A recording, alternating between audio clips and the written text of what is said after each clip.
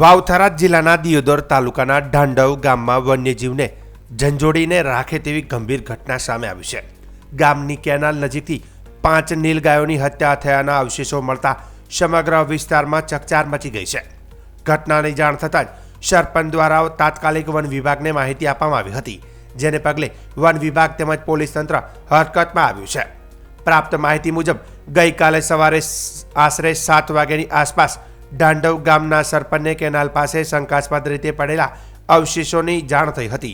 તપાસ કરતા આ અવશેષો નીલગાયના હોવાનું સ્પષ્ટ થતાં સરપંચે વન વિભાગ અને પોલીસને જાણ કરી હતી।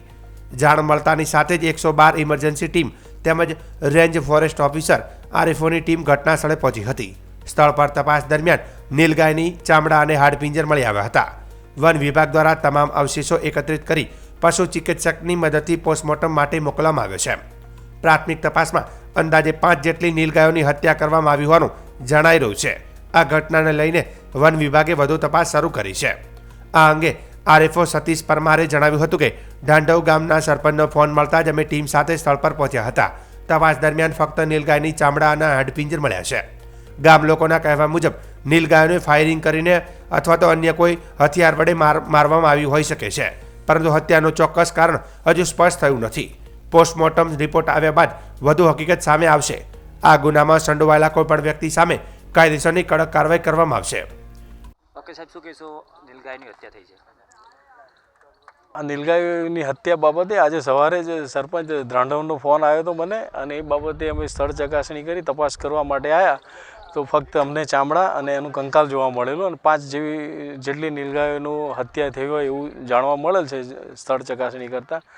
અને એમાં ગામ લોકોના કહેવા મુજબ ફાયરિંગ કરીને કે કોઈ અન્ય હથિયારો વડે એની હત્યા કરવામાં આવે છે, પરંતુ હત્યાનું ચોક્કસ કારણ જાણી શકાયેલ નથી।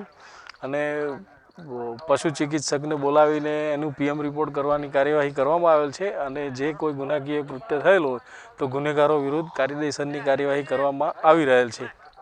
ઘટનાની ગંભીરતા જોતા દિયોદર ડીવાયએસપી શિલ્પા ભરાઈ પણ પોલીસ ટીમ સાથે પણ ઘટના સ્થળે પહોંચ્યા હતા।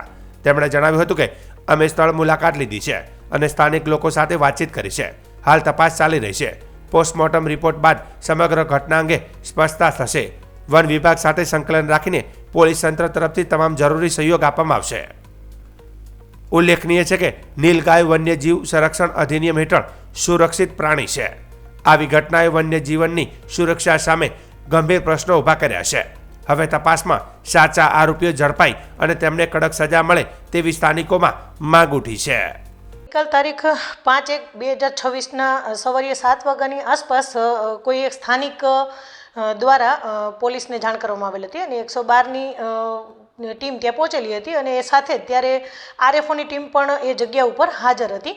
અને દિયોદર તાલુકાનું ઢાંડવ ગામ તેના કેનાલની બાજુમાં આવા નીલગાયના હોય એવું અવશેષો હોય એવું જણાઈ આવતું હતું પ્રાથમિક દ્રષ્ટિએ। એટલે વન વિભાગ પણ ત્યાં હાજર હતો, અને તેમને એ તમામ અવશેષોમાંથી કલેક્શન કરી અને એમને તપાસ અર્થે તથા પીએમ માટે આગળ ઉપર મોકલી આપેલ છે। અને આ જે સમગ્ર ઘટના છે તેની તપાસ વન વિભાગના આરએફઓ સતીશ પરમાર સાહેબ અત્યારે કરી રહ્યા હોય, અને હાલ આજના દિવસે અમોએ ખુદ પણ એ જગ્યા ઉપર જઈ અને ત્યાંની વિઝિટ લીધેલી છે, અને સ્થાનિક લોકો સાથે પણ આ બાબતે વાતચીત કરેલી છે કે તેઓ આ બાબતે શું કહેવા માગે છે। હાલ તો એ તપાસ અર્થે ચાલુ છે, એટલે તપાસમાં આગળ ઉપર પીએમ નોટ આવ્યા બાદ ખબર પડશે કે શું વસ્તુ છે। અને આ બાબતે અમે આરએફઓ સતીશ પરમારનાઓ સાથે પણ વાત કરેલી, અને એમને પણ અમે કહેલું છે કે પોલીસ તંત્ર તરફથી વન વિભાગને સમગ્ર પ્રકારની મદદ માટે કાર્યવાહી કરવામાં આવશે, અને વન વિભાગ આ કાર્ય કરે છે તો તેમને પોલીસ તંત્ર મદદરૂપ થશે। અને ખૂબ સંવેદનશીલ આ બાબત હોય એટલે આપણે સંવેદનશીલતાથી આ બાબતે સ્પષ્ટપણે કાર્યવાહી કરવાની થશે।